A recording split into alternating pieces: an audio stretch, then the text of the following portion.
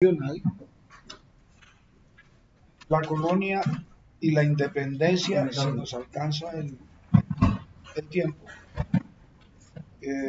sea del agrado, del interés, del provecho intelectual y político de todos ustedes. Por supuesto, las inquietudes y las preguntas, pues, cualquier inquietud, cualquier pregunta, pues hasta donde estemos en posibilidad, vamos a tratar de aclararla y de absolver. Eso es. Gracias, para todos, Natalia Zárate, integrante de la Juventud Patriótica, hace más o menos 8 o 9 años.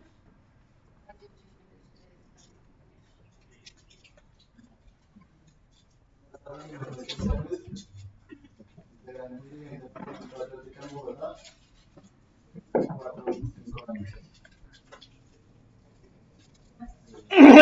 ¿listo, Marcelo? Bueno, voy a empezar disculpándome con todos ustedes por una circunstancia que no tiene, digamos, otra explicación que el hecho de que hemos estado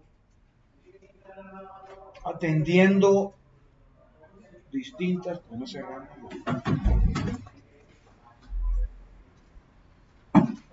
Distintas actividades al mismo tiempo. Y acabamos de realizar una reunión del organismo de dirección nacional nuestro, que es el Comité Central. Y eso pues nos demandó una ronda de reuniones, de discusiones, porque se trata de un tema muy candente en este momento, o va a ser candente, que es la propuesta de partido único de Colombia Humana.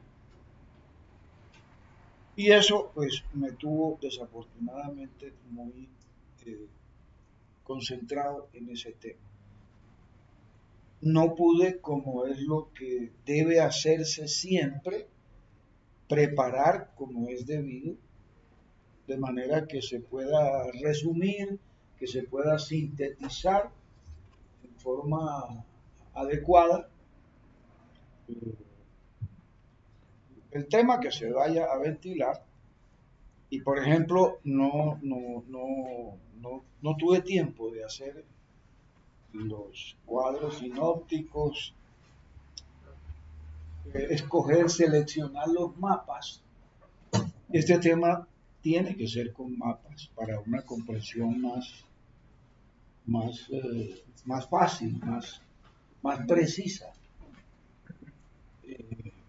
Desafortunadamente no, pues tenemos el proyector, pero no tenemos ese trabajo hecho.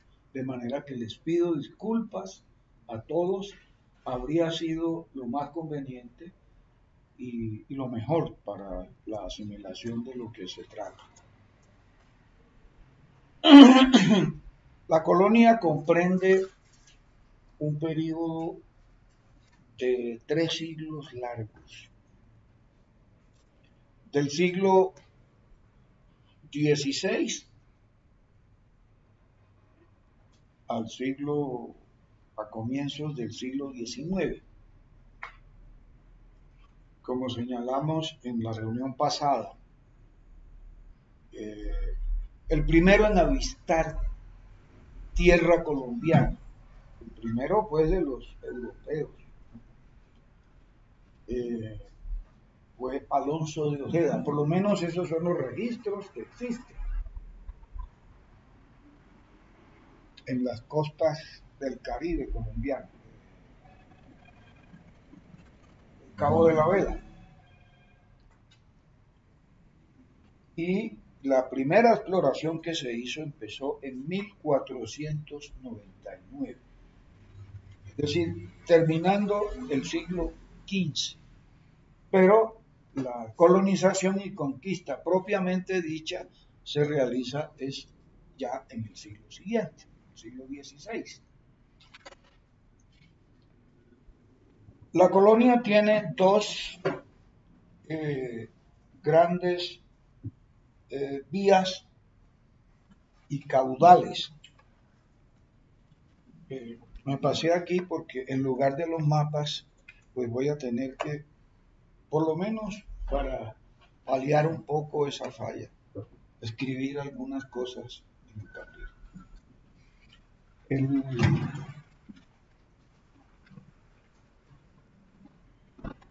La primera parte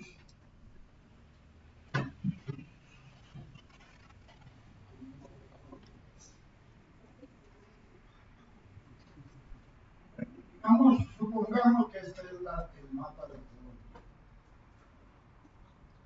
Ustedes perdonarán la descripción, pero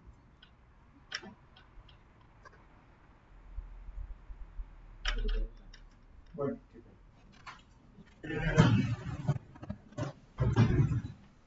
La conquista, que es la primera etapa de la época colonial, tiene lugar en el siglo XVI. Como señalamos, desde el 1499, más o menos, estos son fechas relativas, hasta 1538. Ese es el periodo de la conquista. Y tiene lugar en dos grandes direcciones, norte a sur y sur a norte. Por supuesto, el punto de partida principal son las islas del Caribe. Aquí está Cuba, aquí está Puerto Rico, aquí está la República Dominicana y Haití. Y son los tres puntos del inicio de lo que debería haber sido colonización, pero que fue conquista.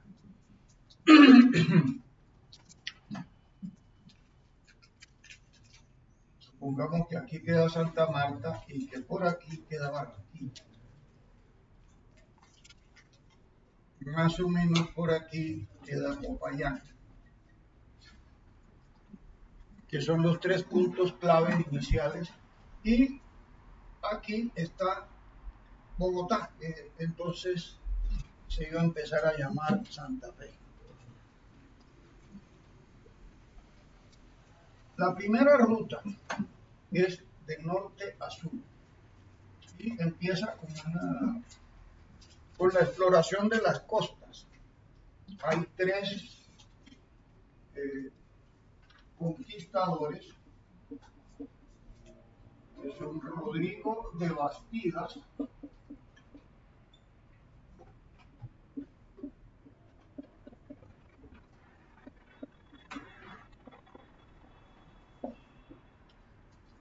Pedro de Heredia y Gonzalo Jiménez de Quesada. Por supuesto hay muchos más. Simplificando, porque fueron las cabezas, reduzcámoslos a estos tres. El uno de Santa Marta, el otro de Barranquilla y el otro de Santa Fe. Esto se cubre en ese periodo que está ahí, 1599 y 1538. Comenzando desde el siglo XVI, desde los primeros años del siglo XVI. Como sabemos todos, pues, Jiménez de Quesada hace más o menos esta ruta. Supongamos que esto realmente es el mapa del país. Él viene aquí entre las dos cordilleras. La cordillera central, esta es la occidental y esta es la oriental. Aquí en medio de estas dos últimas está el río Magdalena. Entonces Quesada viene por esa ruta y llega ahí.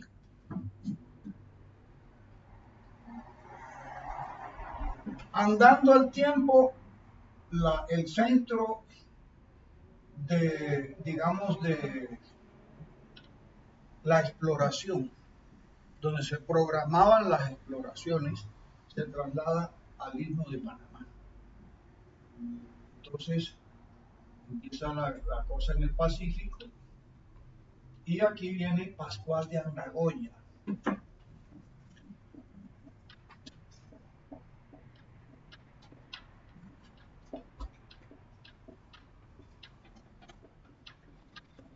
¿Entiendes esa letra?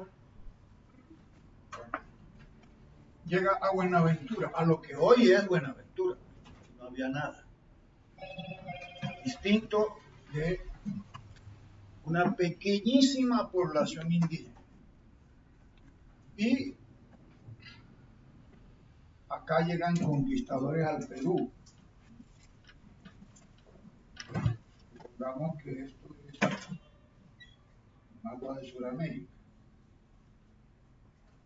Esta parte aquí es Ecuador, aquí empieza el Perú. Otro hizo aquí alargado. Bueno, por el sur entran dos caravanas, digámoslo así, de conquistadores, que están encabezadas una por Sebastián de Belalcázar,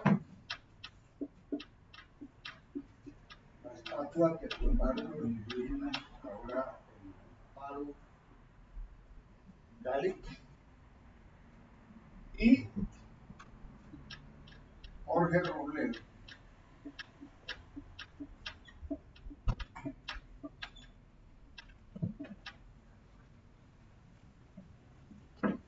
Como señalaba, una viene de norte a sur y la otra va de sur a norte.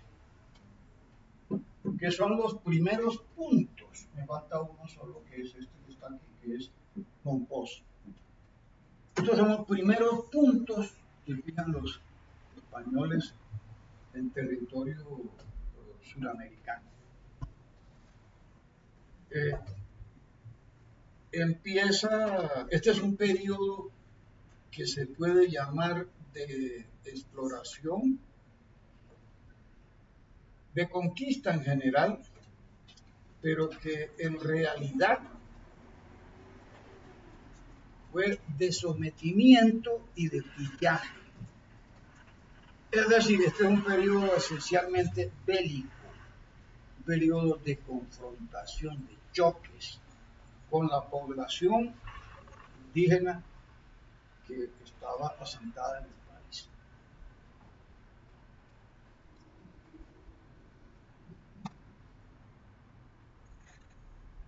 Este es el periodo de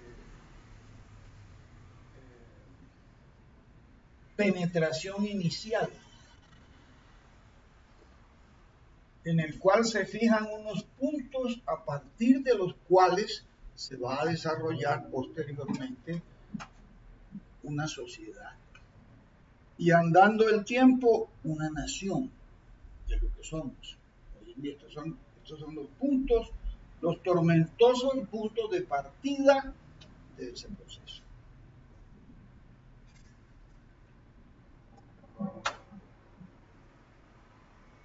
Los españoles, la conquista española se desarrolló sobre la base de tres formas administrativas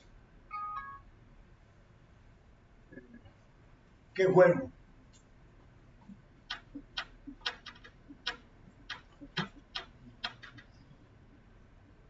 el virreinato,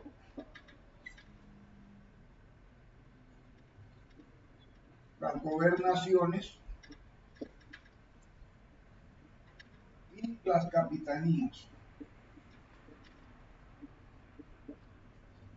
En orden de importancia, lo más importante son los virreinatos, las gobernaciones, y finalmente los territorios que juzgaban que tenían menos importancia eran estos de acá, las capitanías. A nosotros nos correspondió esto, en primer lugar, en ese periodo que estamos mirando. aquí se establecieron gobernaciones. La gobernación de Santa Marta, la gobernación de Cartagena, la gobernación de Popayán, y solamente cuando transcurrió un tiempo considerable en el centro, en Santa Fe, como se llamaba entonces, se estableció lo que se llamó el Nuevo Reino de Granada, que fue también una categoría como superior a las gobernaciones y a las capitanías. Pero esto empezó fue con las gobernaciones. Virreinatos no había en ese momento, no se empezaron a establecer sino en dos puntos del continente, en México y aquí en el Perú. Bueno, yo creo que de manera súper esquemática esto es lo que corresponde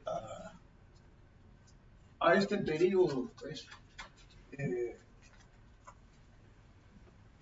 que denominamos la conquista.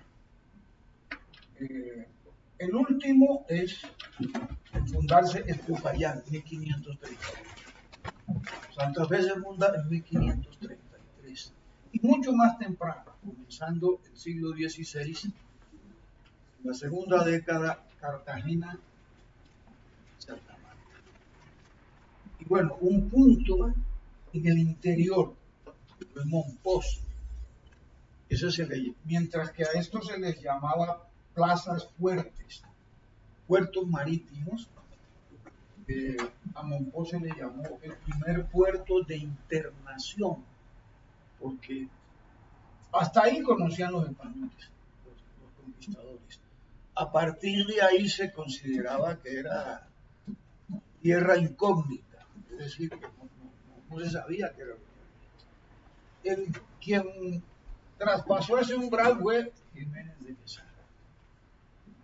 Bueno, es una síntesis de esto que hemos llamado la conquista.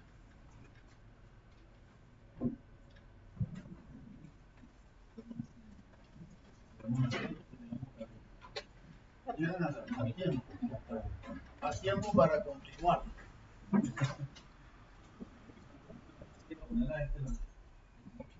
Bueno,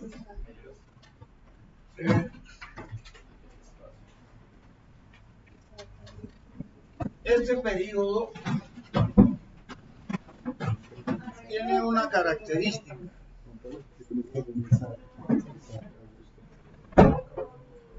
Camilo, Isaac. No, Pero lo conoces, Isaac Augusto. ¿Quién? Isaac Augusto, ¿no es tu amigo? decía que este periodo tiene una característica.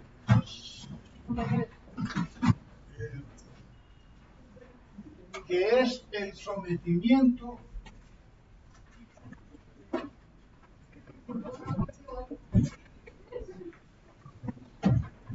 y el pillaje.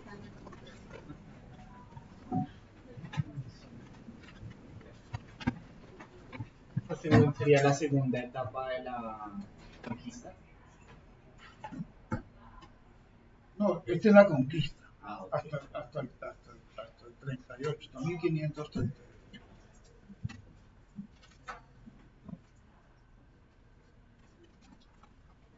Después sigue en el mismo siglo XVI, sigue un periodo ya más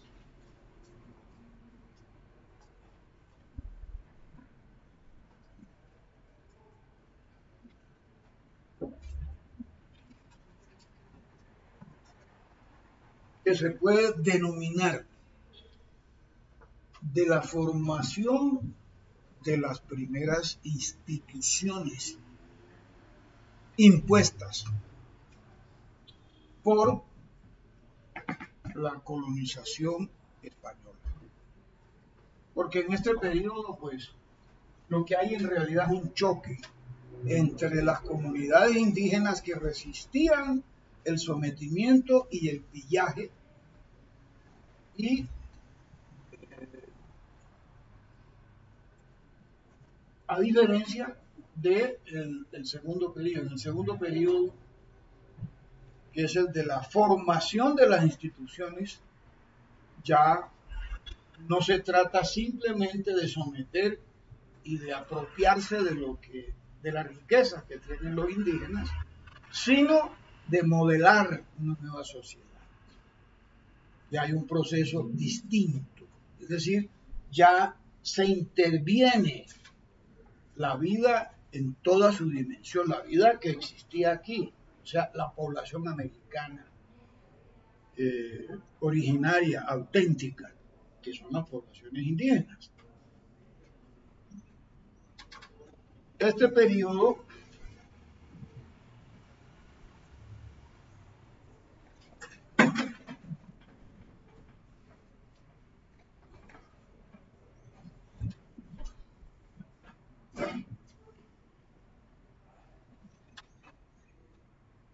en el primer periodo hay un móvil muy a flor de piel, muy ostensible.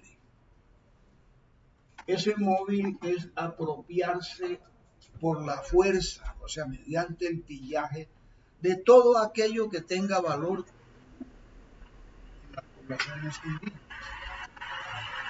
Y lo que principalmente llama la atención y mueve las rutas de la conquista es un metal precioso, que es el oro. El oro es el que marca hacia dónde se va, hacia dónde se mueve. Entonces, a los indígenas los capturaban, los esclavizaban, los torturaban para que dijeran dónde está el oro. Entonces, primero saqueaban el oro, la cantidad de oro que una determinada comunidad indígena tenía acumulada. O sea, los objetos personales los recogían todos, todo lo que se trataba de oro. Y en segundo lugar, ¿dónde había más? Entonces, sea porque dijeran la verdad, o sea para librarse de las torturas, los indígenas decían en tal punto. ¿Y cuánto hay allá? En tal punto y en tal punto y en tal punto. Entonces les preguntaban, ¿y en dónde hay más? ¿En qué sitios de esos es que se localiza más? Entonces, sea porque lo creyeran, porque fuera así, o sea porque lo inventaban para librarse de las torturas, decían, no, en tal punto. ¿En cuál punto? En tal punto, y allá sí que hay oro y hay grandes riquezas. Bueno, entonces los indígenas, los conquistadores se fueron moviendo según esas indicaciones. ¿Dónde estaba el oro? Llegaron a unas regiones donde relativamente había más oro. En la región Caribe había poco. El núcleo indígena de mayor importancia, de mayor desarrollo, que tenía, digamos, una mayor acumulación de este metal, eran los señúes. Los señúes quedan en lo que hoy es, digamos, supongamos que este mapa está bien hecho, una suposición bastante problemática, pero sigamos adelante con la suposición. Este es Córdoba, que este pedacito de aquí es Bolívar, y que este pedacito de acá es Sucre. En esos tres departamentos tenía su asiento la cultura zenú, que eran los que tenían la mayor cantidad de oro acumulado. Por eso los conquistadores no permanecieron en los asentamientos iniciales, en Cartagena y en Santa Marta. Por eso se volcaron hacia el interior. Y aquí más o menos encontraron eso. Y el tiempo que se echaron ahí fue ese. Si hubieran encontrado más, se hubieran demorado más. pero se acabó y todos empezaron a decir, aquí no hay más nada que hacer. Estos sitios ya no tienen más nada. Esto ya lo desplumamos. Entonces los indígenas, para librarse de los conquistadores, les dijeron que en el interior había comunidades que tenían grandes cantidades de oro. Se lo dijeron a Pedro de Heredia, se lo dieron a Bastidas y se lo dijeron principalmente a Gonzalo Jiménez de Quesada. Entonces Quesada se vino rastreando. Quesada no hizo esa ruta tan azarosa de meterse por las selvas de Lopón, ¿no?, en el Magdalena Medio,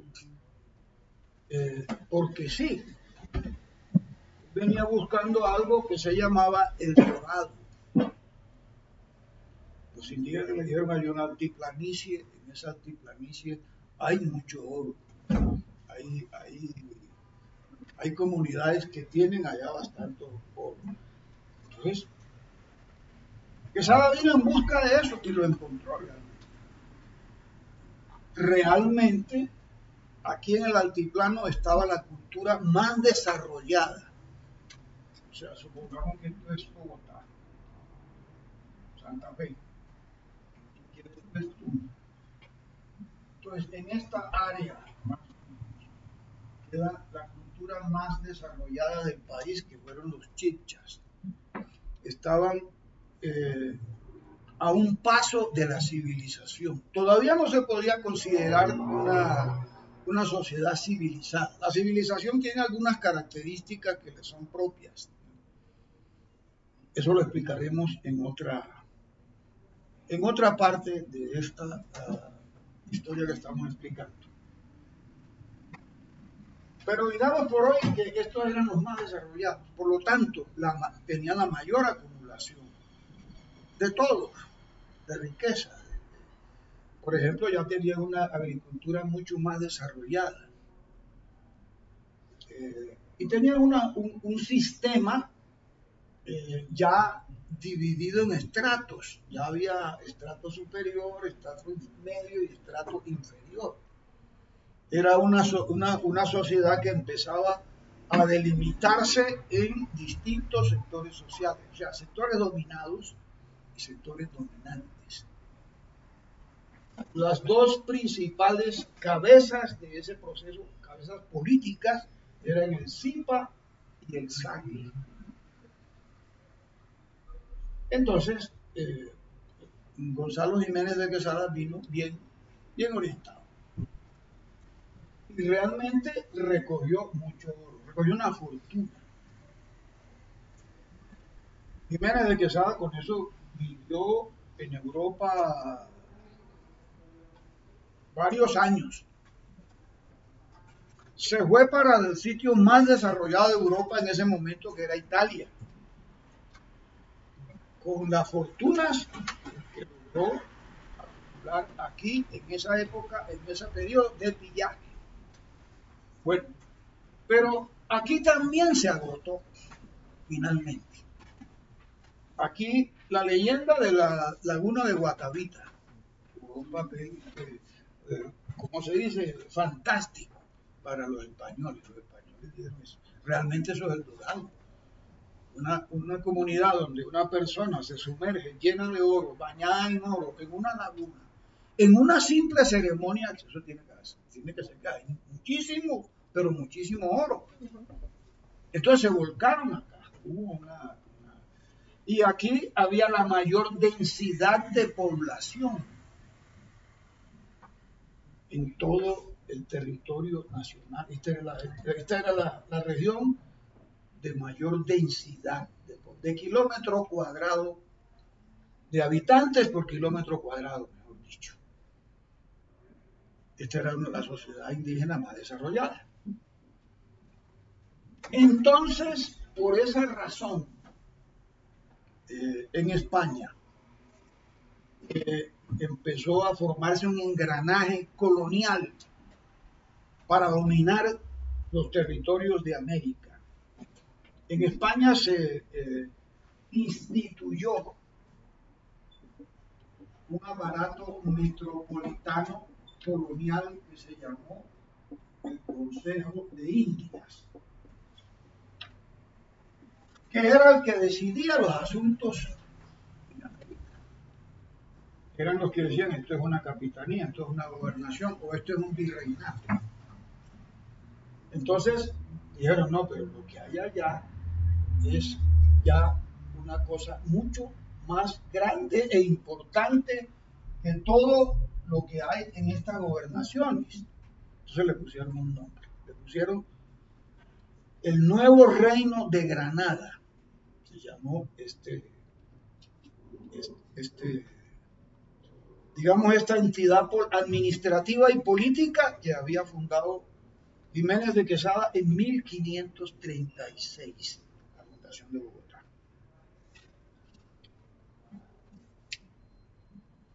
Y se fijó allí el organismo de mayor nivel, de origen español, en lo que hoy es el territorio colombiano. Se estableció la Real Audiencia, que era un organismo al mismo tiempo ejecutivo, legislativo y judicial. Es decir, tomaba las decisiones, expedía normas y resolvía, juzgaba casos. Perdón, buenas, ¿cómo estás? Buenas. Doctor Marcelo. Sigue. Voy a colar un ratito. Por supuesto. No puedo perder la charla de Por supuesto. democrático. Por supuesto. Sigue. No tenemos una sillita. No te preocupes, Marcelo. Un ratito que los acompaño. Les presento rápidamente. Estos son compañeros jóvenes, estudiantes de universidades, no sé si hay de secundaria aquí, no creo. Hay algunos de secundaria. Bueno. Y Claudia es una amiga del PTC, que hizo una labor importante en la campaña de Gustavo Bolívar. Estuvo haciendo una labor destacada. Bienvenida, Claudia. Gracias, Marcelo. Sí. Estoy muy honrada de estar en este equipo. Bienvenida. Estamos en una reunión sobre la historia de Colombia.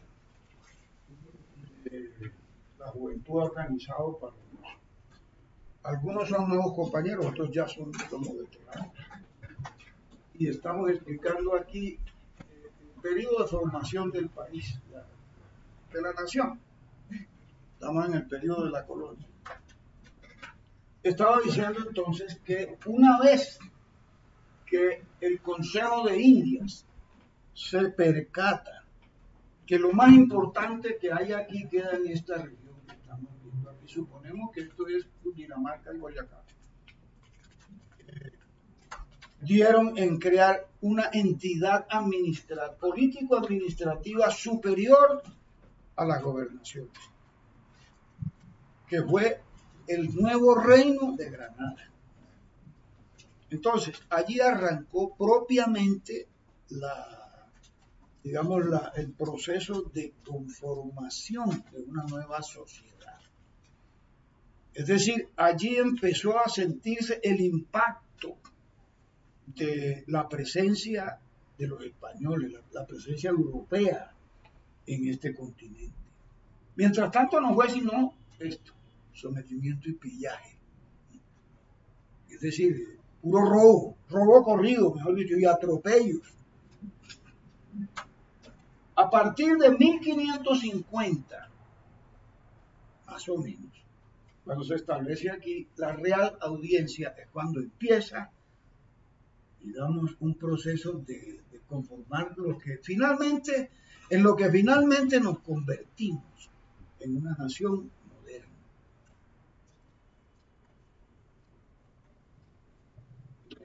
En ese periodo tiene lugar un hecho de gran trascendencia, que es el siguiente.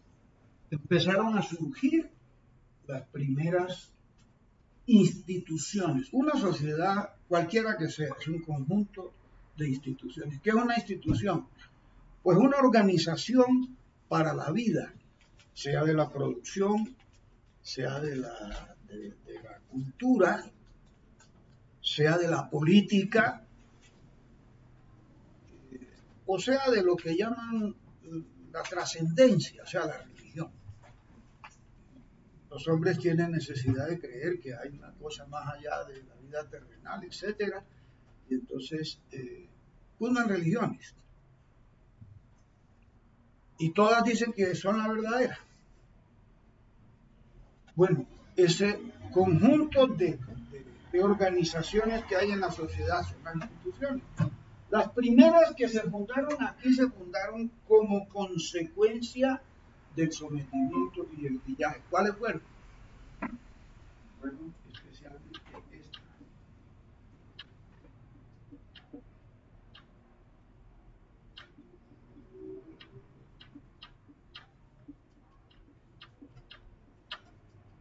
El reparto y la encomienda. ¿Qué era el reparto?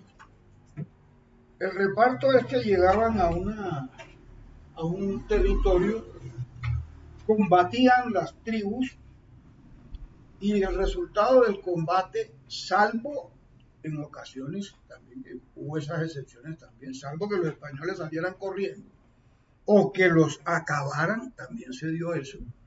Pero por regla general, pues el nivel bélico era superior. Tenían armas de fuego, tenían armas de hierro, tenían caballos. Aquí no había nada de eso. Ni pólvora, ni caballos, ni se utilizaba el hierro. Entonces, la disparidad bélica era mayúscula. Por regla general, se daba el sometimiento. Entonces, una vez sometida la población, el que dirigía la expedición conquistadora decía: fulano, teniente, le tocan tantos indígenas. Subteniente, le tocan tantos otros, un poquito menos. Es decir, según el grado militar, hasta llegar a los soldados. A tal soldado le corresponden 5 indígenas, porque eran los que tenían menos rango. Es decir, se repartía la población. ¿En calidad de qué? En calidad de esclavos. Esos indígenas estaban sometidos a un régimen de esclavitud. Tenían que servirle a... Eso no era nada metafórico, ni nada, ¿cómo se dice? Supuesto, a los conquistadores. La conquista era en serio. Es decir, tenían que trabajar para que los otros pudieran vivir. Eso se llamó reparto. Y por supuesto, el jefe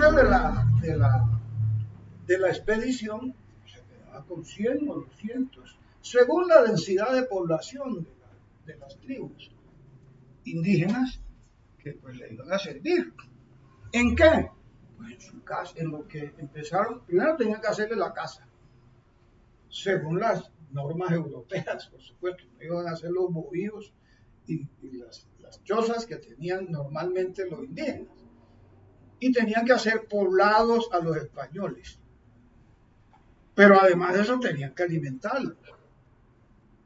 Pero además de eso tenían que labrar las tierras, porque los españoles entonces decían: esto de aquí hasta allá es mío. Y el otro decía: de aquí hasta allá es mío.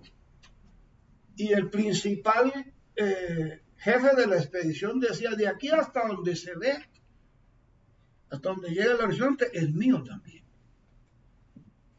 Pero los españoles no vinieron a trabajar. En eso hubo un tipo de conquista muy distinta a la que se dio en el norte de América. En Norteamérica se dio un tipo de conquista diferente. Ahora lo vamos a ver. Continuemos con esto. La otra institución era la encomienda. ¿Qué era la encomienda? La encomienda es los indios que iban a trabajar en las tierras que se repartían los conquistadores. Por supuesto, los oficiales, digamos, venían 100 conquistadores, 10 oficiales. Entonces, a esos 10 oficiales les tocaba la parte del león. Esos 10 oficiales tenían encomiendas y el jefe de la expedición podía tener 2, 3 o más encomiendas. Pero esas encomiendas pues no iban a producir solas. Tenían que llevar mano de obra. Entonces esa mano de obra se les entregaba en régimen de encomienda. ¿Qué era la encomienda? La encomienda es un régimen en el cual unos realizan las labores agrícolas, unos trabajadores rasos, y otros reciben usufructúan esa producción. Esos son los señores de la tierra. Ese régimen es el régimen que se vive en Europa varios siglos. Cuando se cae el Imperio Romano, se produce una fragmentación de Europa. Roma era un centro civilizador. Y entonces Europa empieza a retroceder y se divide en principados. Un principado es simplemente la tierra de un señor propietario de ella, un señor feudal. Y allí se establecía este régimen. Un régimen el verdadero nombre de eso es la servidumbre feudal. ¿Feudal por qué? Porque viene de feudo, porque el poder viene de la tierra. Feudalismo quiere decir poder político y económico que se deriva de la propiedad de la tierra. Entonces, aquí se estableció con esta institución un régimen de servidumbre. Las dos instituciones básicas del comienzo. Entre 1538 y 1550. Eso fue lo que se estableció aquí. O sea, el reparto de los indios y el reparto de la tierra. Porque el oro ya se lo habían repartido. Es decir, esculcaron hasta el último escondrijo, hasta las tumbas. De ahí procede el nombre de las huacas. Eran las tumbas. Entonces, eso los españoles arrasaron con todo lo que pudieron descubrir. Una vez se acabó eso, entonces dice, aquí hay que poner los indios a trabajar. Y así procedieron, y eso fue lo que ocurrió. Pero empezó un problema entonces.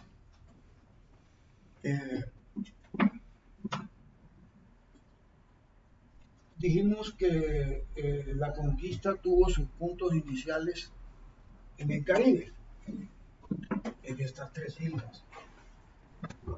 Haití, República Dominicana, Cuba y Puerto Rico. Bueno, y todas las islas del Caribe. Son más de 28 islas. Bueno, todas esas islas las conquistaron. Pero estas son las 3 principales. ¿Y qué pasó allí? Allí lo que hubo fue un exterminio de la población indígena.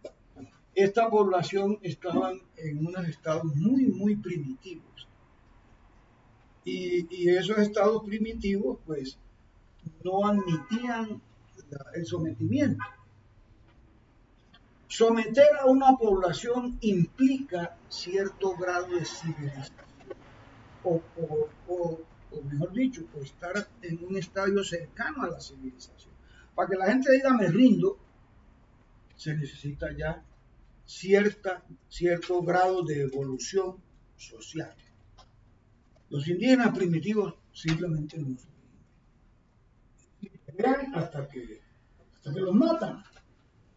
Entonces, aquí en las islas del Caribe hubo una campaña de exterminio. Por eso tuvieron que salir al continente, porque ahí no había nada. Tenían muy poco oro, muy poquito. Y además no se dejaban someter. En la salsa ahora hay una canción que se llama Anacaona, no sé si ustedes la han escuchado, que son muy jóvenes. Ah, bueno, listo. Anacaona es una jefe de una tribu de esas, no se dejó conquistar. Y la sacrificaron, la mataron, se convirtió en una mártir, como aquí la gaitana en el Huila, ¿no? Entonces, bueno,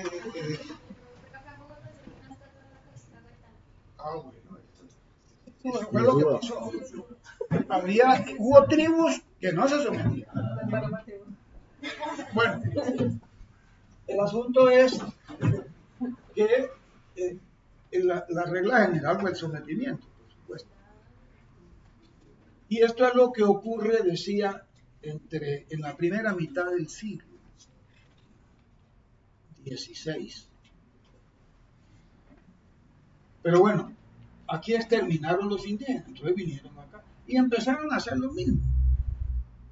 Pero por supuesto, acá había más desarrollo, más diferenciación en los grados de desarrollo. Había unos que no se dejaron conquistar, y obvio, eso fue exterminio corrido. O se internaron en sitios donde los españoles no les interesaba meterse. Aquí quedaba digamos, la sociedad indígena más desarrollada, aquí lo sometieron. Ya tenían unas relaciones de sometimiento en su propia sociedad. Había ya cierta diferenciación social en estratos dominantes y estratos dominados. Ya habían empezado a surgir las clases sociales que tienen diferente riqueza y diferente poder. Entonces aquí fue más fácil. Eso fue lo que ocurrió ahí. Pero entonces, ese reparto y esa encomienda se hizo, como se dice habitualmente, sin Dios ni ley. Eso lo hicieron los conquistadores sobre el terreno, como cuando un ejército llega a un territorio extranjero y hace lo que le da la gana. Eso no lo supervisa nadie, ni lo controla nadie. Mejor dicho, lo que están haciendo los israelíes en Gaza hoy. Imagínense ese escenario. Es decir, ahí hacen lo que les dé la gana. Bombardean, saquean, violan, etcétera, etcétera. No hay control, no hay leyes, no hay nada. Eso fue lo que hicieron hasta 1550 más o menos. Entonces, como aquí había pocos caballos, dijeron, no, los indígenas tienen que ser las bestias de carga. Y como se había acabado el oro, se le dijeron a los indígenas, bueno, díganos de dónde sacaron el oro. Y entonces los indígenas les decían, no, aquí hay un filón. Ustedes saben que el oro tiene dos procedencias. Las minas de aluvión, que son las de los ríos, y las minas que están en el subsuelo, que hay que buscarlas debajo de la tierra. Entonces los españoles pusieron a los indígenas a hacer ambas cosas, pero ya no en el régimen antiguo, sino en un régimen de superexplotación. De manera que, es decir, de manera inhumana, para decirlo con mayor precisión.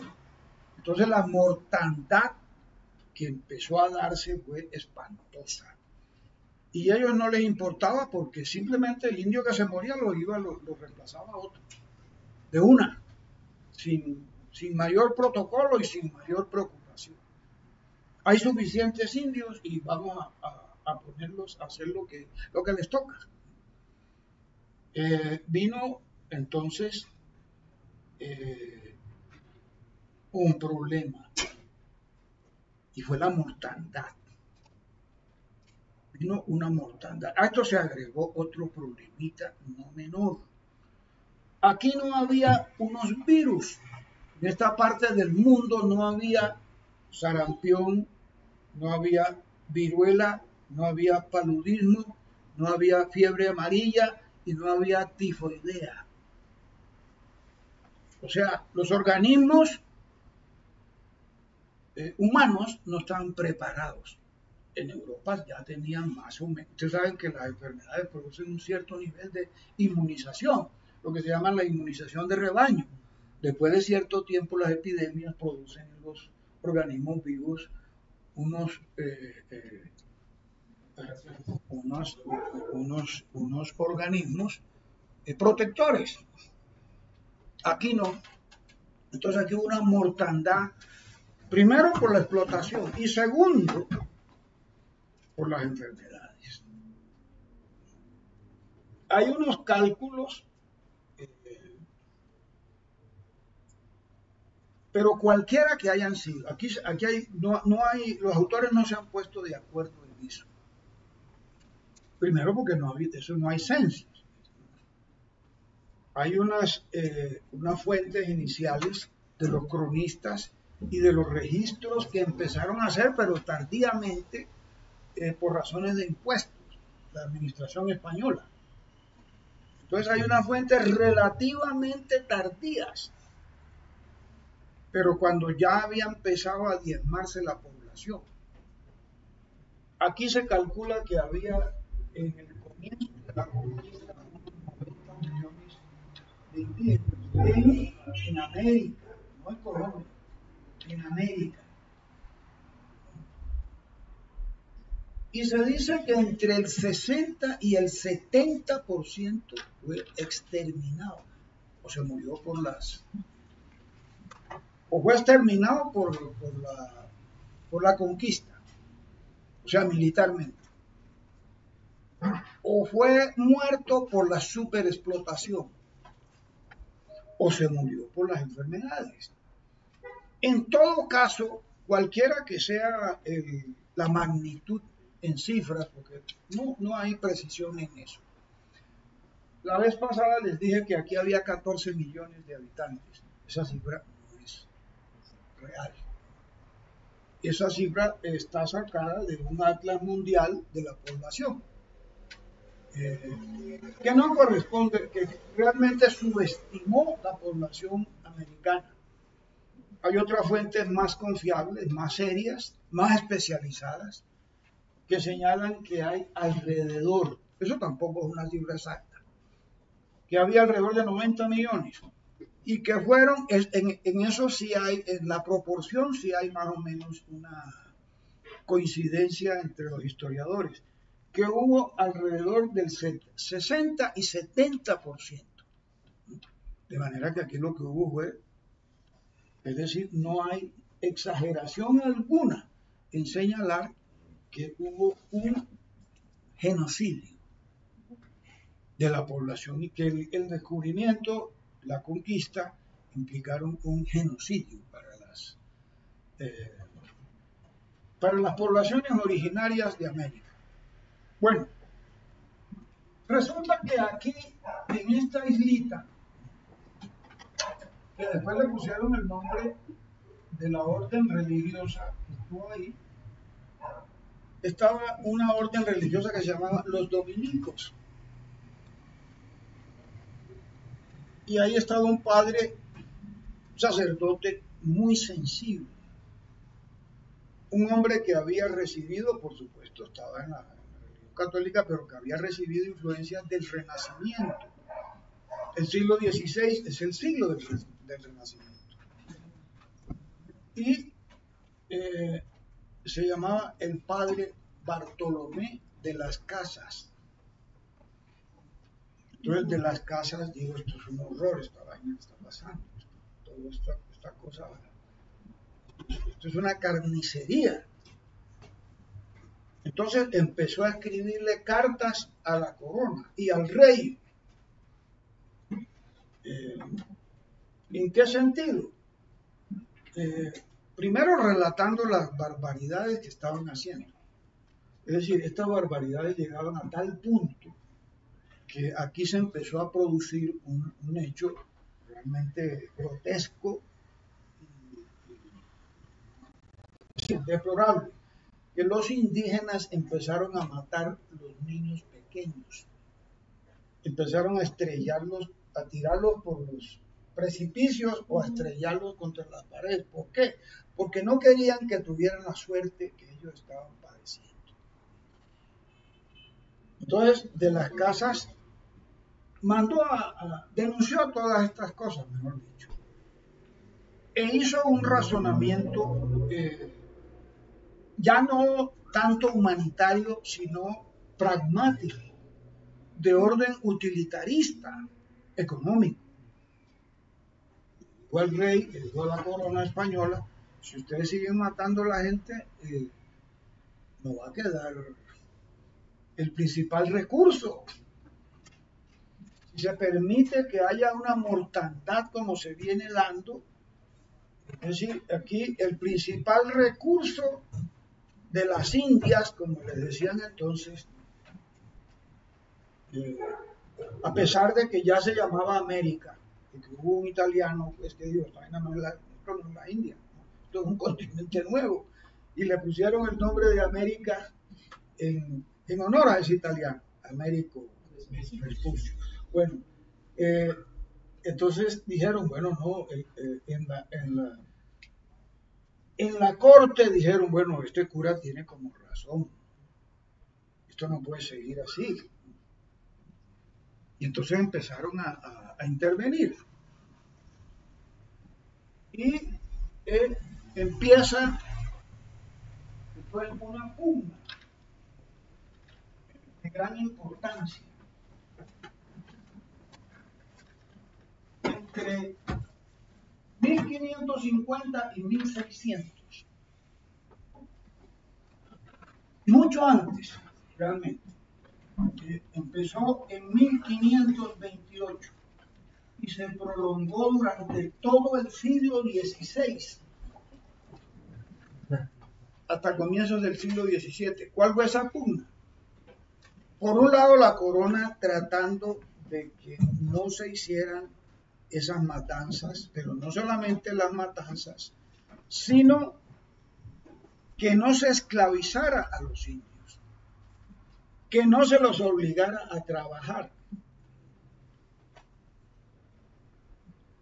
y que, bueno, hubiese una normatividad.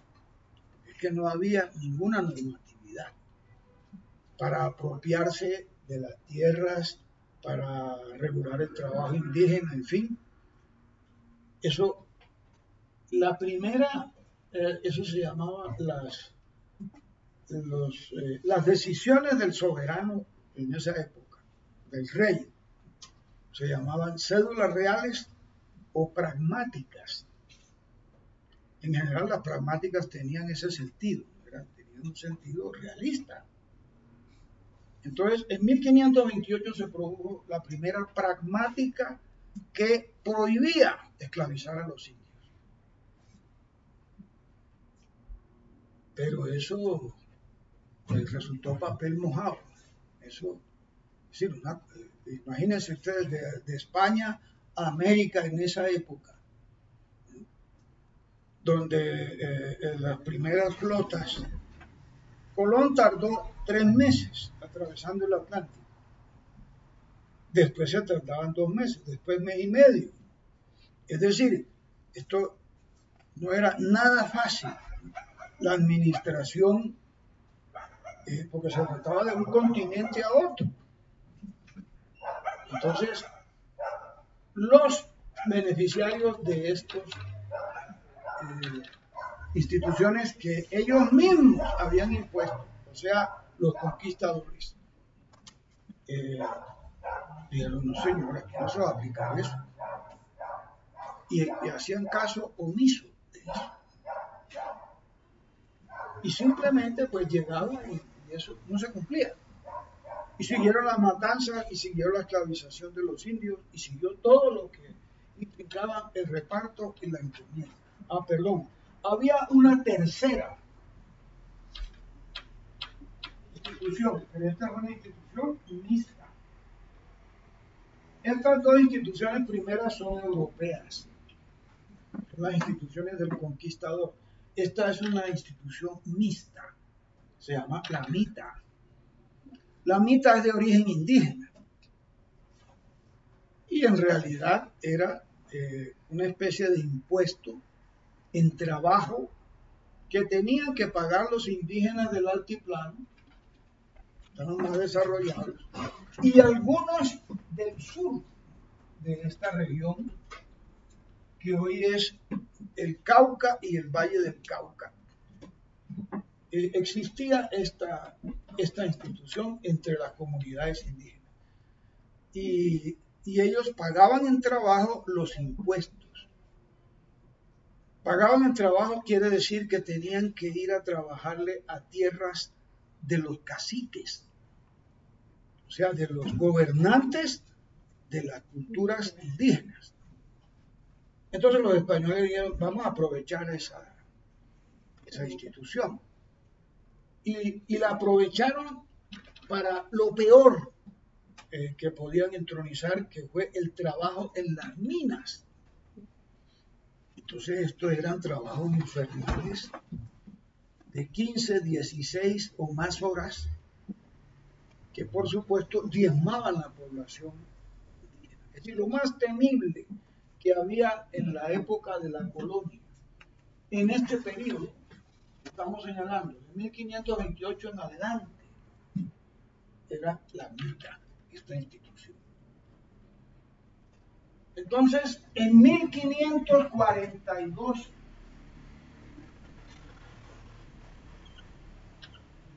salieron lo que se llamó nuevas leyes de Indias. Está el otro. Había otro que se ve.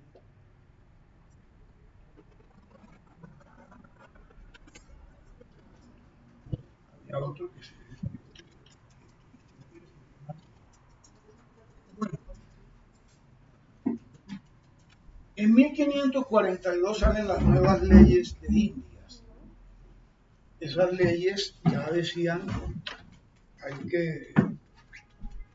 definitivamente hay que prohibir la esclavitud de los indígenas y los abusos que se están presentando. Entonces se volvió a prohibir la utilización de indígenas como cargueros, porque, es decir, imagínense ustedes los indígenas transportando desde los puertos, desde Cartagena hasta Santa Fe, no a lomo de mula, sino a lomo de indio, todos los productos que utilizaban los españoles en sus casas, desde cosas de la vajilla hasta pianos, los más ricos. Entonces eso también, como había señalado, producía una mortandad. Las leyes de India prohibieron todo esto. Entonces ahí sí empezó la pelea en serio. Unos años después de las leyes de Indias se produjo la primera sublevación de los usufructuarios de estas instituciones, de las encomiendas. ¿Quiénes eran? Los llamados encomenderos. O sea, los primeros terratenientes europeos en tierra americana. Los primeros terratenientes fueron ellos. Y entonces estos dijeron, no señora, no vamos a cumplir eso. El jefe de los encomenderos en el Perú era Gonzalo Pizarro, Gonzalo de Pizarro. Él y el hermano conquistaron el Perú y establecieron este mismo sistema. Y además el Perú en esa época era más rico. Entonces, no solamente dijeron que no lo iban ¿cómo se llama? A acatar, sino que hicieron una sublevación. Le cortaron la cabeza al emisario del rey y se declararon independientes de España. Claro, vino después una flota española, vino un ejército y aplastaron la insurrección, le cortaron a su turno la cabeza a Pizarro y restablecieron el orden colonial. Entonces, cuando aquí el jefe de los encomenderos, que era Gonzalo Jiménez de Quesada, ve el asunto, dice, bueno, no se puede hacer una rebelión porque es muy peligroso.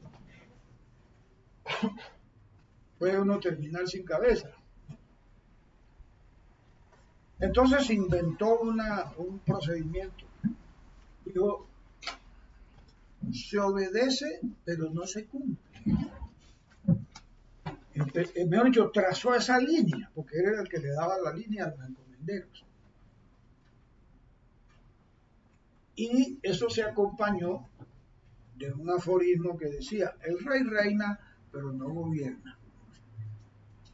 Es decir, el rey puede dictar las normas, pero que se apliquen o no es otra cosa.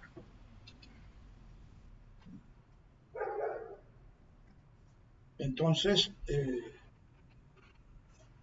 el mismo de las casas estuvo en América, estuvo en Honduras y lo pusieron al frente de la capitanía, eso era una capitanía, y le hicieron huelga, le hicieron la vida imposible y tuvo que abandonar la capitanía. Los terratenientes, los encomenderos de Centroamérica, porque entonces no se llamaba Honduras, ese era simplemente un territorio muy grande de conquistadores de América Central y lo hicieron devolverse. Aquí le hicieron juicio al emisario del rey, no lo mataron, pero le hicieron juicio, le inventaron una serie, lo que le están haciendo a Petro aquí ahora, tratando de inventarle una serie de cargos, etcétera. Bueno, se lo hicieron a este enviado en esa época y lo acusaron ante el Consejo de Indias. El Consejo de Indias también es un consejo de terratenientes españoles, es decir, de nobles, de representantes de la nobleza española. España es un país feudal. Ahora vamos a explicar por qué al remate de esta exposición. Entonces allá enjuiciaron a su propio enviado y lo condenaron además. Entonces aquí todo continuó igual. Esto había sido precedido en este lapso entre 1528 y 1542 de un debate en España. Un debate que aparentemente muy aburrido y sin importancia porque es un debate religioso. El debate era que si los indios tienen alma o no, pero de una trascendencia y de una gravedad tremenda, porque de eso dependía la vida y la muerte de mucha gente, de ese debate. ¿Cuál era el debate? De un lado estaba de las casas.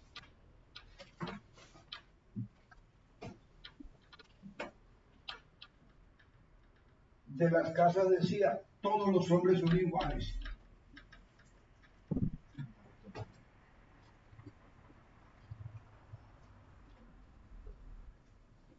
Por lo tanto, los indígenas son iguales. Por lo tanto, los indígenas también tienen alma. Por lo tanto, no se les puede esclavizar, mucho menos ordenar su muerte de manera arbitraria. Es decir, este cura defendía un principio avanzado. Es el principio que va a adoptar siglos después de la Revolución Francesa, en la Declaración de los Derechos del Hombre. Todos los hombres nacen libres e iguales, dice esa declaración, aun cuando tardó bastante tiempo en cumplirse. Pero esa es otra historia. Bueno, y del otro lado estaba el defensor, tanto en España, en el Consejo de Indias, como en América, de los terratenientes, o sea, de los encomenderos, que se llamaba Ginés de Sepúlveda.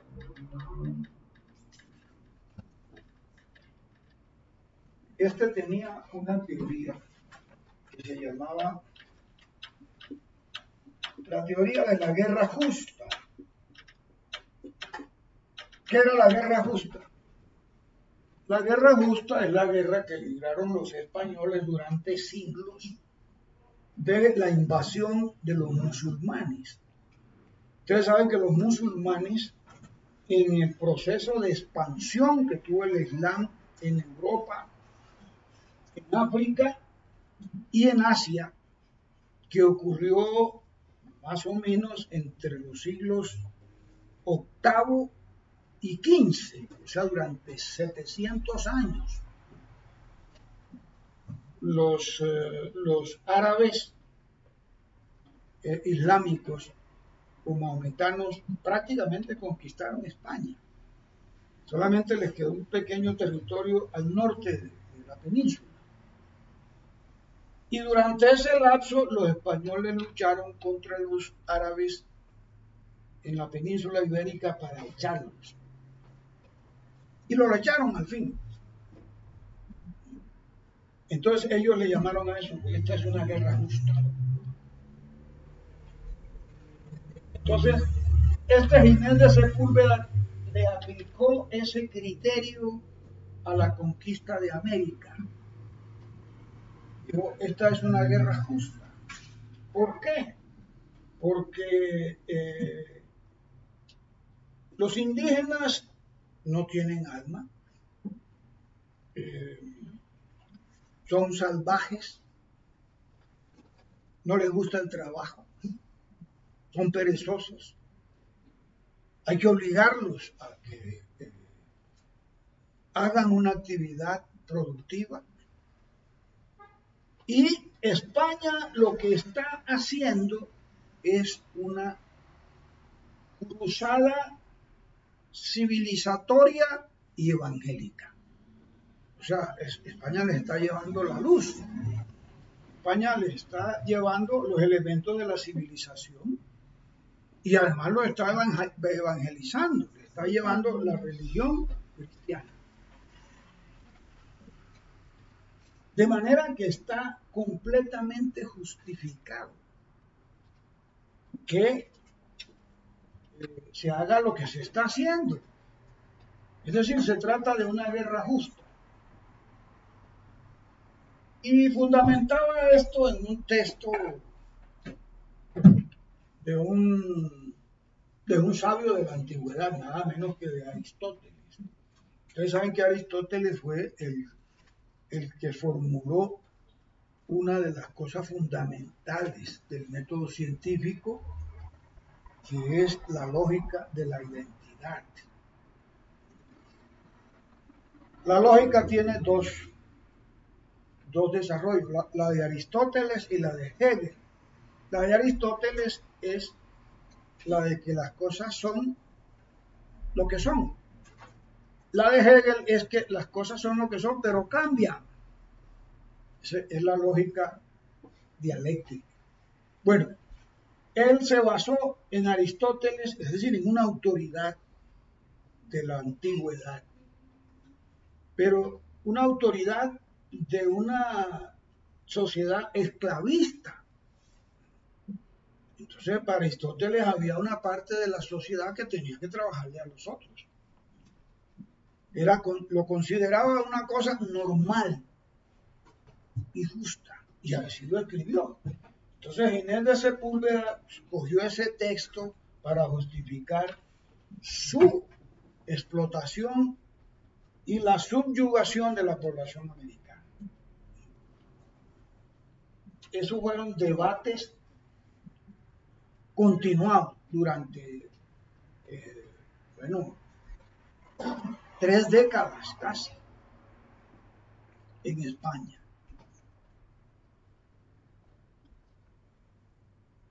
El monarca que estaba en ese momento en España es Carlos V. Carlos V viene de una dinastía que hay en el centro de Europa que se llamaba la dinastía de los Habsburgos o Austrias, que tenía su centro en lo que hoy es Austria y Hungría.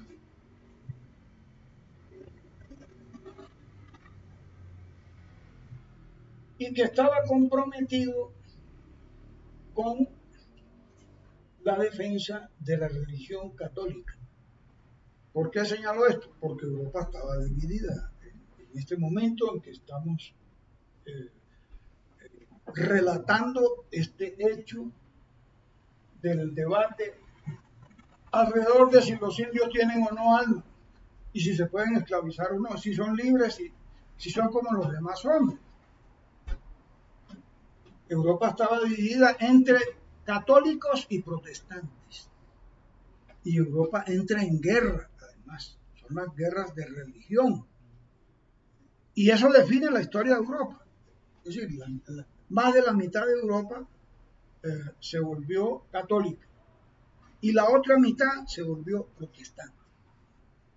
Prácticamente el norte de Europa, protestante. Y prácticamente el sur de Europa, católico, con un país en la mitad que fue Francia, que era una mixtura de católicos y de protestantes. Bueno, esta batalla se prolonga hasta 1600. ¿Y quiénes la ganan? Bueno, la corona española logró introducir una reglamentación. Y en ese sentido, limitar la explotación irracional y la mortandad espantosa que había de los indígenas. Pero se salieron con la suya los encomenderos. ¿Por qué? Porque estas instituciones siguieron funcionando, desde luego sometidas a unas normas, a unos límites, etcétera, pero siguieron funcionando. Es decir, el pleito de las encomiendas, que es como se conoce a esta contradicción en la historia del país, o en la historia de la colonia, mejor dicho. Es un pleito que se define en favor de los primeros terratenientes. Es decir, la encomienda, por ejemplo, los españoles,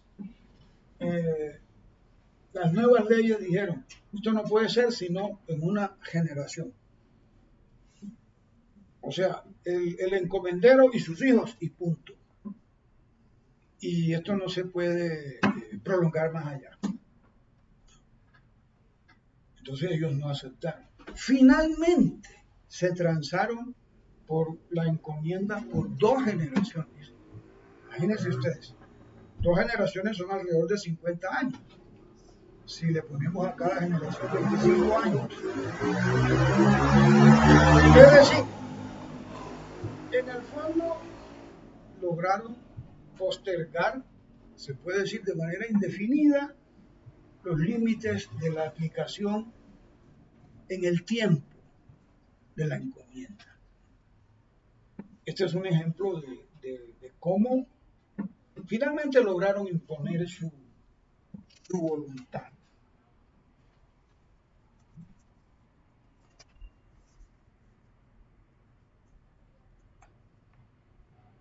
Bueno,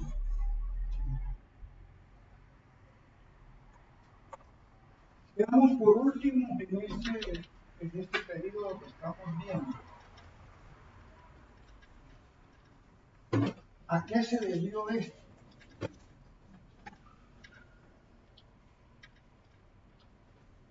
Es decir, ¿por qué se dio?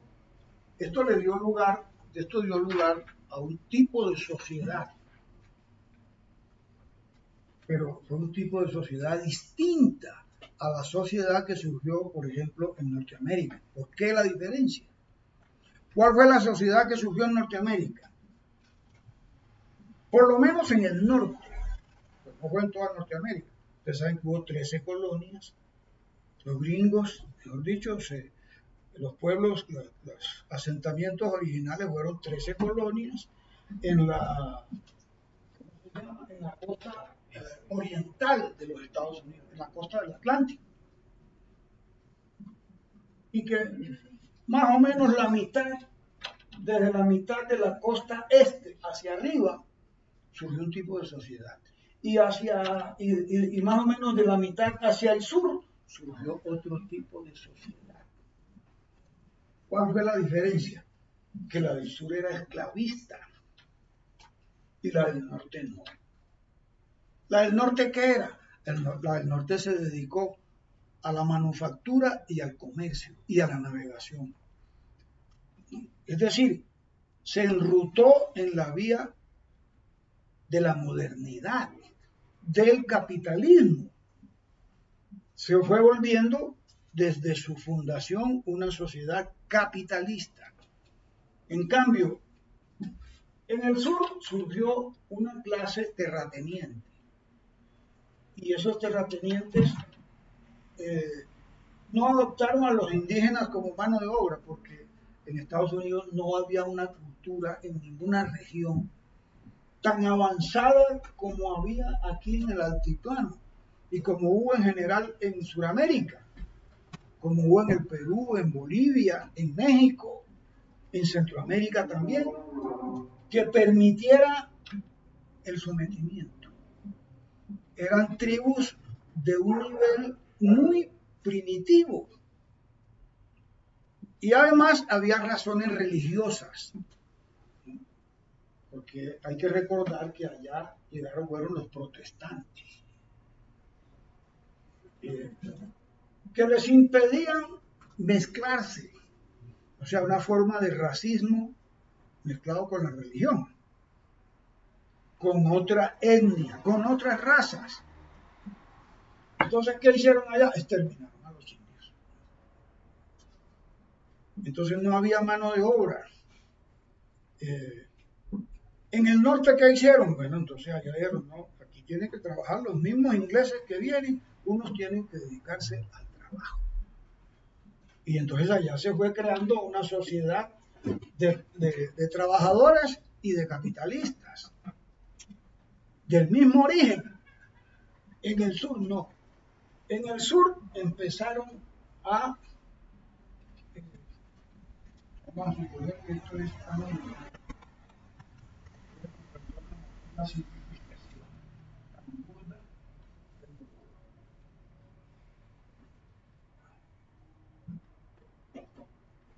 Más o menos esto es América. Imaginemos que eso es América. Esta parte de aquí, de los Estados Unidos, es la que estamos hablando. Esta toma un camino capitalista y esta toma un camino esclavista. ¿Por qué? Porque aquí está el Caribe.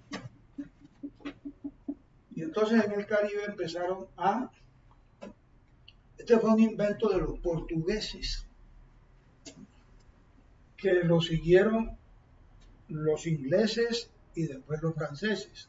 Y los que más le sacaron partido, o sea, ganancias, fueron los ingleses. ¿Qué invento hicieron? Bueno, aquí está la África.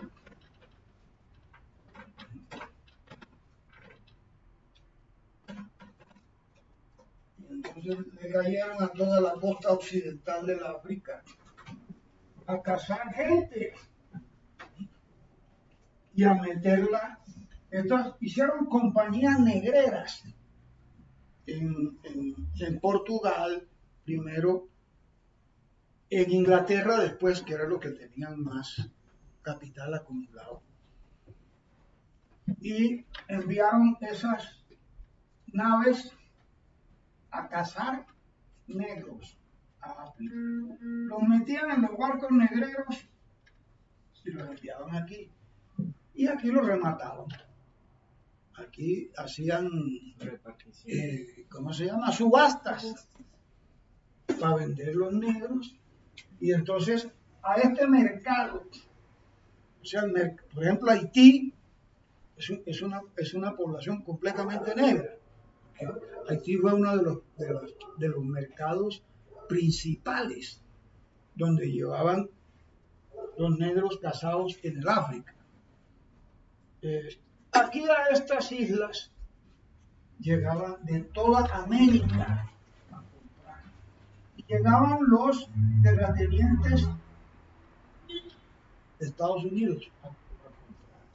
Y que en general aquí en las islas los pusieron a trabajar en las plantaciones de caña de azúcar.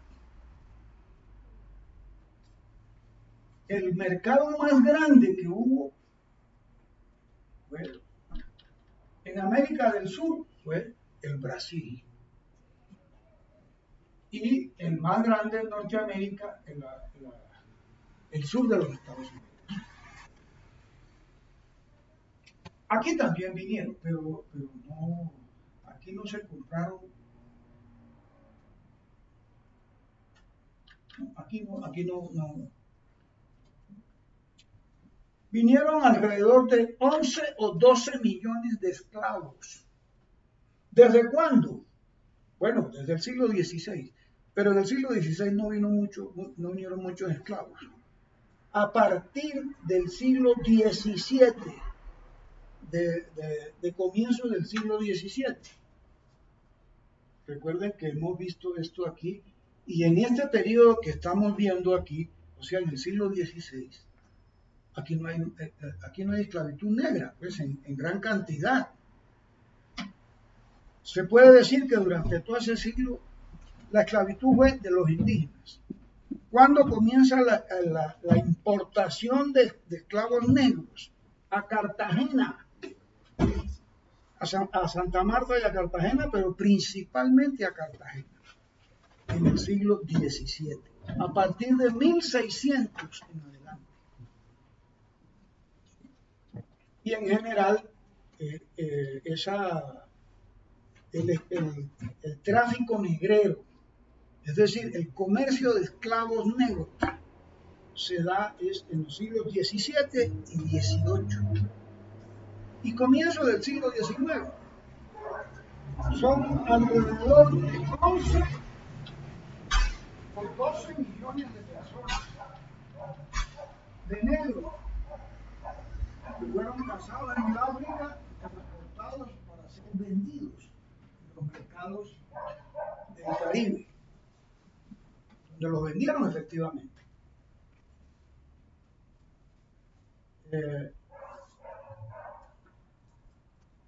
Estaba explicando la diferencia entre la sociedad que surge en el norte y la sociedad nuestra. Aquí surge una sociedad estamental, es decir, dividida en estamentos, fuertemente jerarquizada, es decir, de categoría superior y de categoría inferior. Población que tiene una declarada superioridad y privilegios, y población que no los tiene, que no tiene derechos, mejor dicho, de ninguna índole.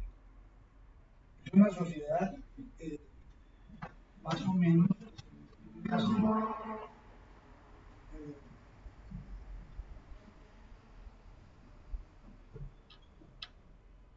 Los mandatarios de la corona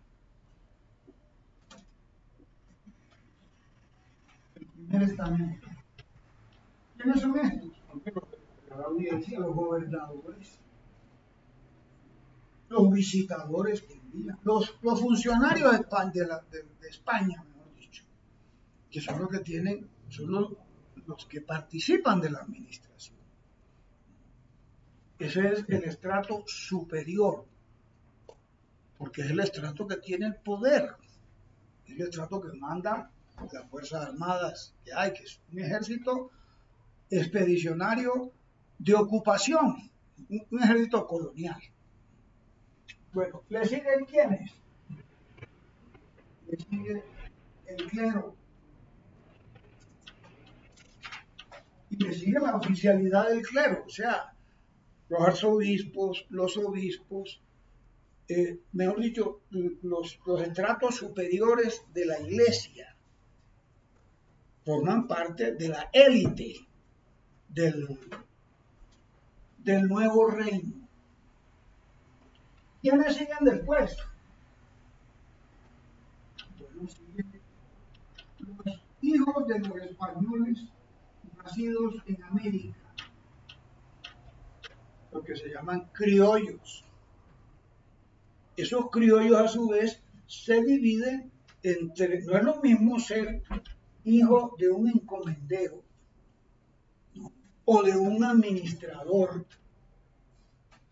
¿no?, de un funcionario de la administración colonial española, que ser hijo de un agricultor, porque finalmente en varias regiones, a pesar de que había indígenas y de que el grueso del trabajo lo hacían los indígenas, poco a poco los españoles, que no les tocó el reparto, porque el reparto, o sea, porque, es decir, después de 1550 ya no había nada que repartir, ya lo que siguió fue una redistribución, es decir, ya había una clase de los encomenderos y de los que les había tocado tierra e indígenas, pero siguieron llegando españoles aquí, y entonces esos no tenían nada, y entonces esos tenían que trabajar en la agricultura, o trabajar como artesanos, o trabajar como en el comercio. Es decir, los criollos a su vez tenían una división social según su origen, o sea, unos ricos y otros pobres. Y entonces empezaba, digamos, el mundo real a partir de ahí.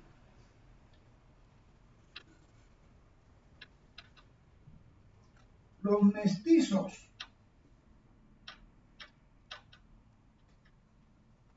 es decir, este es un mundo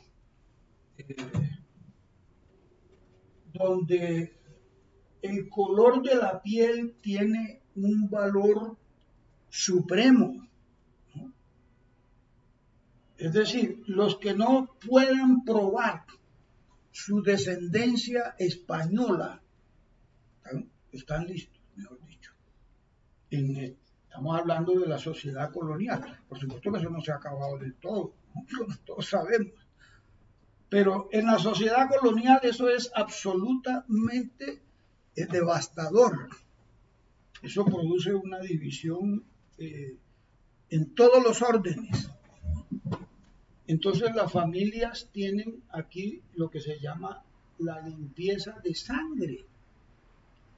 O sea, las familias criollas entonces tenían que demostrar con su árbol genealógico: mi abuelo, mi tatarabuelo, mi saltacorral, bueno, todos los nombres esos que hay a partir de ahí, tienen padre o madre española, porque si no, pues tenían una mancha en la sangre. Y si tenían una mancha en la sangre, descendían a esta categoría. ¿Y esta categoría cuál es? Pues no, esta es la mezcla de razas más grande que hay en el planeta. Porque aquí en el Caribe se juntaron todas las razas del mundo.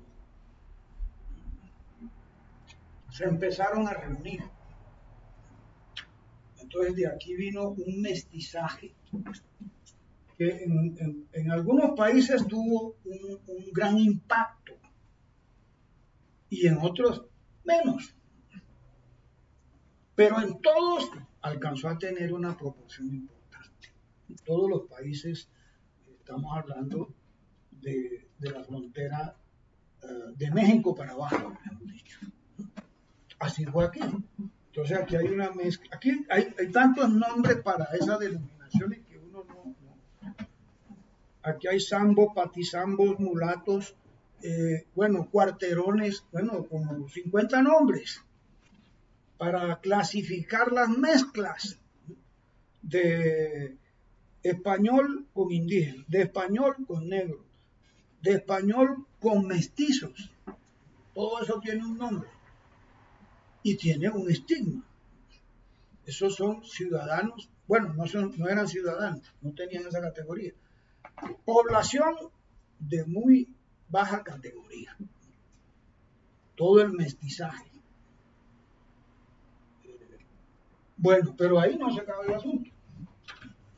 De ahí sigue entonces, ahí empieza el mundo real, pero entonces sigue con los indígenas. Y termina en la base con los esclavos negros.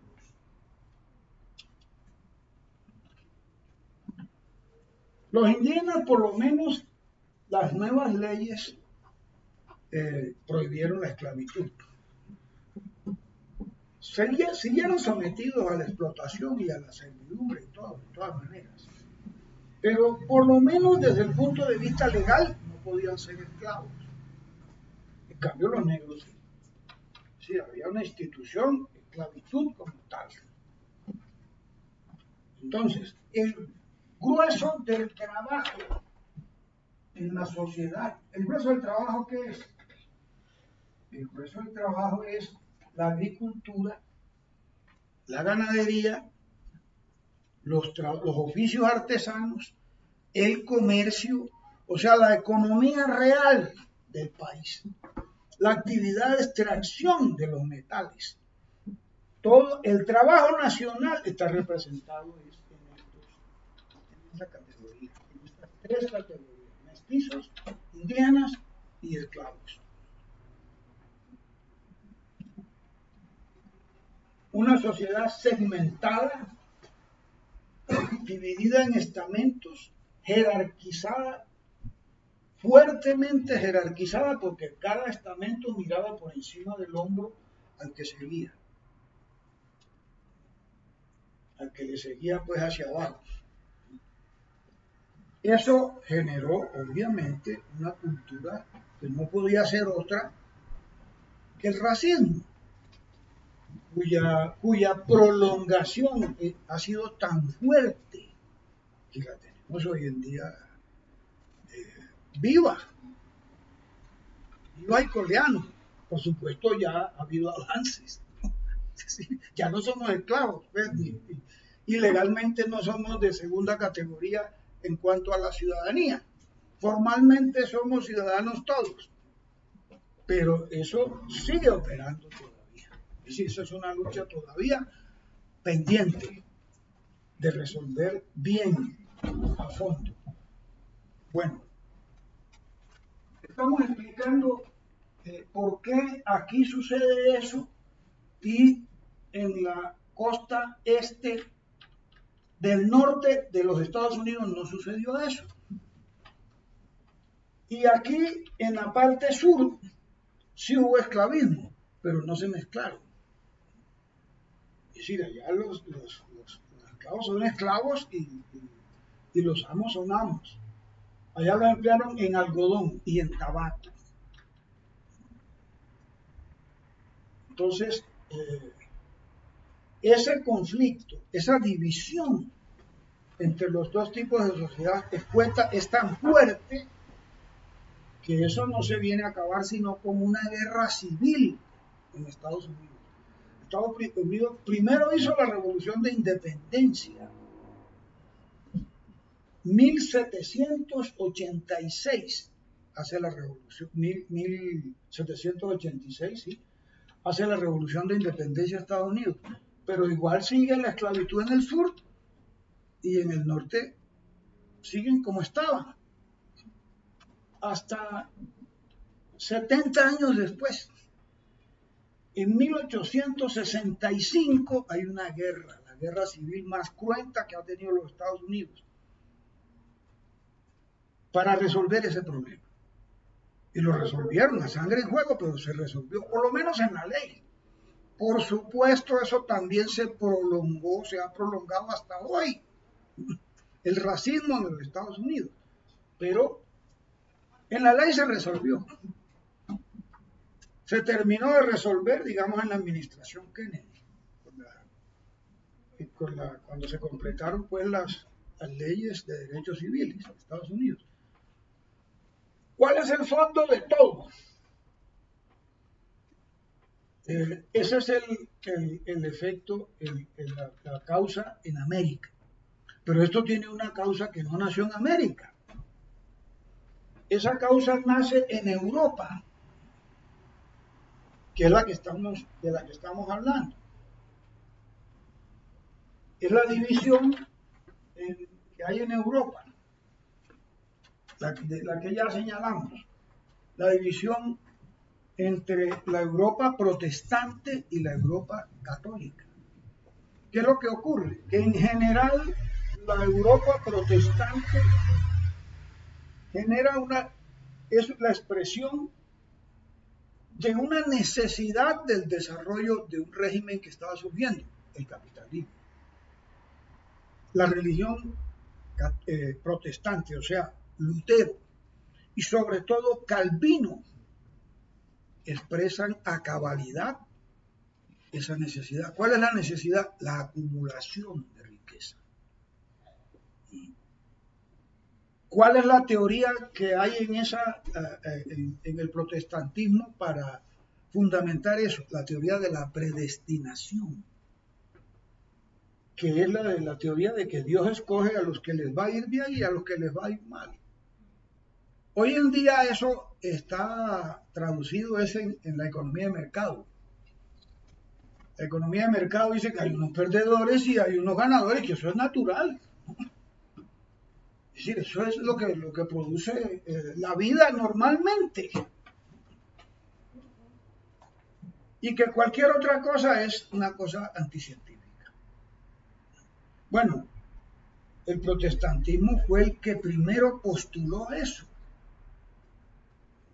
Que cuanto más se enriquecía un individuo, más se conformaba que estaba elegido. Y entonces hubo pueblos que se dijeron que estaban elegidos por Dios. Desde luego, los únicos no fueron los protestantes. Los judíos tienen mucho tiempo de estar en esa convicción.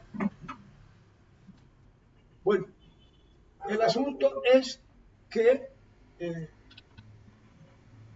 el capitalismo es indudablemente un régimen social más avanzado que el que defendía a su turno la religión católica.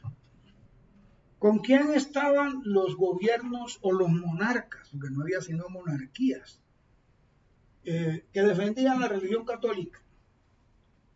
Con el papado, con el régimen del representante de Dios sobre la tierra, como reza pues la religión, que es el Papa. Por eso, entonces, Europa se dividió entre papistas y luteranos. Esa fue la máxima definición en un momento dado. Hoy no, por supuesto, pero en un momento dado, y el momento dado del que estamos hablando es ese.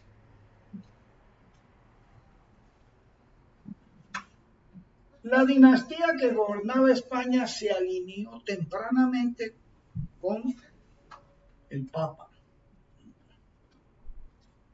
El primer país donde se fundó el instrumento con que se iba a enfrentar la religión católica, el protestantismo se hizo en España en 1480, el siglo XV, cuando se unificó España en un estado. ¿Eso cuándo fue? Cuando se unieron los reinos de Castilla y de Aragón, es decir, los reyes católicos. En ese momento se fundó la Santa Inquisición, el Tribunal de la Santa Inquisición. Bueno, todo esto para decir una cosa. En los países de Europa empezaron a haber movimientos hacia la revolución burguesa, es decir, hacia la implantación del capitalismo. En todos los países, en unos más que en otros. En España apareció tempranamente y esa fue la insurrección de 1525. O sea, cuando acá estábamos en América en plena conquista, en España hubo la primera insurrección de la burguesía. Esa insurrección consistió en lo siguiente. La burguesía surgió en las ciudades, en Europa.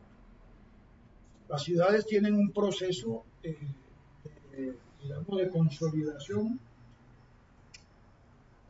desde más o menos el siglo XIII en adelante. El siglo XIII en Europa. Entonces allí, ¿quiénes se establecen? ¿Quiénes son los burgueses? Son los que compran y venden cosas. Y son los que hacen, fabrican y venden cosas. Es decir, las ciudades son la residencia de los comerciantes y de los artesanos. O sea, son diferenciados del mundo rural, de lo que produce, de lo que hacen producir la tierra. Y con el tiempo pues se va llenando de otra gente. Y estos conglomerados urbanos tienen unas demandas que entran en choque primero con los señores feudales y después con los reyes, por el tema de los impuestos, porque algunas medidas contrarían el comercio, porque ellos reclaman un gobierno propio. Las ciudades empiezan a decir, bueno, pero es que nosotros somos aquí los que hacemos las cosas, los que comerciamos, los que producimos, los que edificamos, los que hacemos las cosas, luego tenemos derecho a gobernar. En España eso se tradujo en una serie de peleas, al cabo de las cuales en la Edad Media conquistaron una reivindicación que se llamó las autonomías. Eso es lo que da origen a los gobiernos municipales. Es decir, las ciudades reclamaron el derecho a gobernarse. Esa es una reivindicación democrática, por supuesto. Es una conquista de la democracia de mercado en el interior del feudalismo, sin que la sociedad sea todavía moderna, sin que la sociedad sea capitalista. En 1525 eso estalla por una serie de medidas contra el comercio, contra la actividad de las ciudades. Eso lo encabezó un personaje que se llamó Juan de Padilla, y fue una insurrección en regla, la primera guerra civil que tuvo España en la modernidad. Esa guerra la perdieron. Y a los comuneros, porque eso se llamó la insurrección de los comuneros, porque los centros urbanos en España se llamaban las comunas. En el resto de Europa se llamaban burgos, en España se llamaban comunas. Entonces perdieron la insurrección y los ajusticiaron, les cortaron la cabeza. El haber perdido esa guerra tuvo una repercusión tremenda en América. ¿Por qué? Porque si la burguesía gana esa batalla, esto hubiera cambiado el rumbo. Es decir, toda esa discusión, toda ese tipo de colonización, que es un tipo de colonización feudal, en la cual la concepción es que los conquistadores no trabajan. El trabajo no es un valor, el trabajo es una degradación. Ese es el criterio medieval. Los nobles no trabajan. El trabajo es un descenso, es un castigo además. En la sociedad capitalista no es así. La sociedad capitalista lo que propone Calvino es el ahorro, la austeridad, el ascetismo. Es decir, es todo lo contrario al feudalismo. El feudalismo lo que propone es el derroche, la ostentación, la opulencia, la exhibición de la riqueza, ¿no? Que es la conquista española. En cambio, los que conquistaron este pedazo tienen otra orientación. A eso se debe además hubo otro ingrediente. Acá no existían culturas desarrolladas, culturas indígenas desarrolladas. Es decir, acá las tribus simplemente los combatieron y se acabó, no se les metían. Esa lucha de los Estados Unidos contra los indígenas demoró hasta el siglo XIX. Y en el siglo XIX, ya con los Estados Unidos hechos de derecho, hubo la matanza más grande. La conquista del oeste, porque así se llamó conquista, es a punta de plomo contra las tribus que están en esta parte de los Estados Unidos. Y eso fue una carnicería espantosa. Lo que traen las películas del oeste, idealizadas, sublimizadas, no fue más que lo mismo que hicieron aquí los españoles en este periodo del siglo XVI. Bueno, ahí queda explicado por qué fue,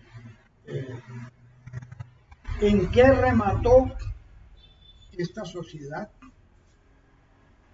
la sociedad colonial, y por qué la diferencia entre el sur y el norte. Yo pensaba que podíamos haber acometido hoy la independencia, pero creo que ya es demasiado largo la exposición. Entonces, si ustedes están de acuerdo, lo dejamos aquí.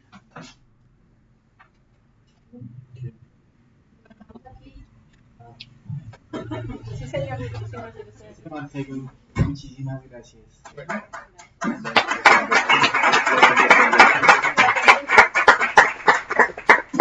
Bueno, las preguntas que haya, pues le podemos dedicar un pequeño espacio. Quiero hacer esta declaración.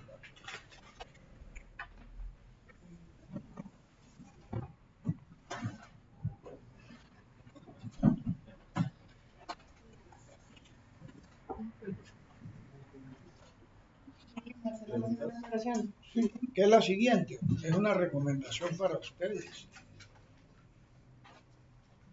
El conocimiento, si no es a través de la lengua escrita,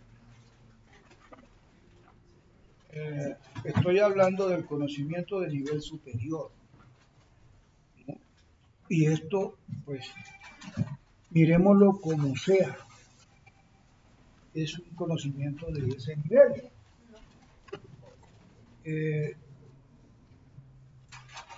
Solamente suele adquirirse si uno tiene cosas que leer y repasar.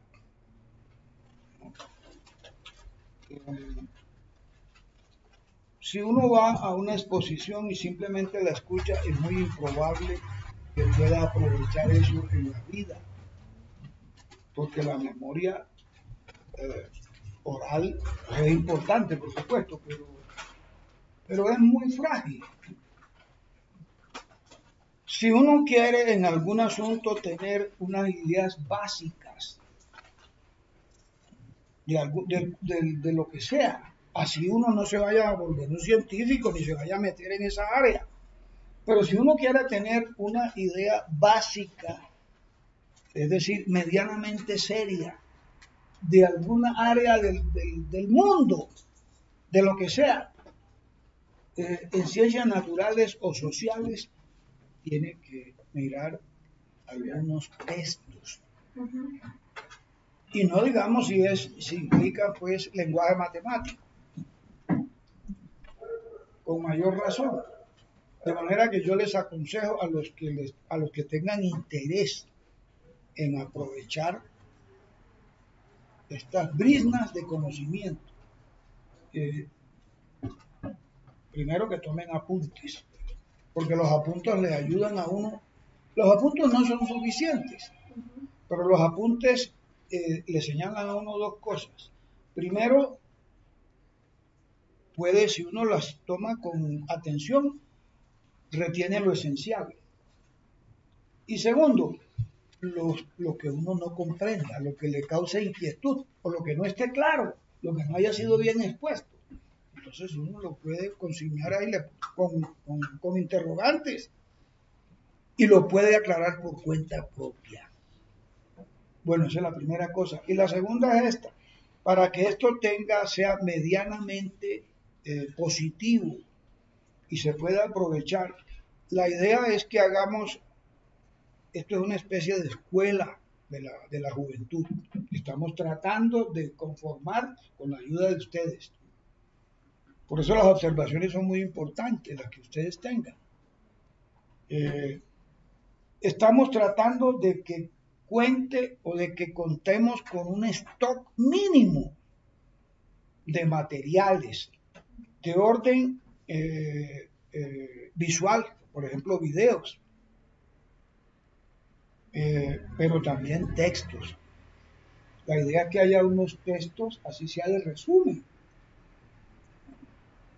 que haya un material complementario, que podamos tener, digamos, unos mapas seleccionados, de manera que el que quiera repasar o mirar de manera más detenida tenga ese material.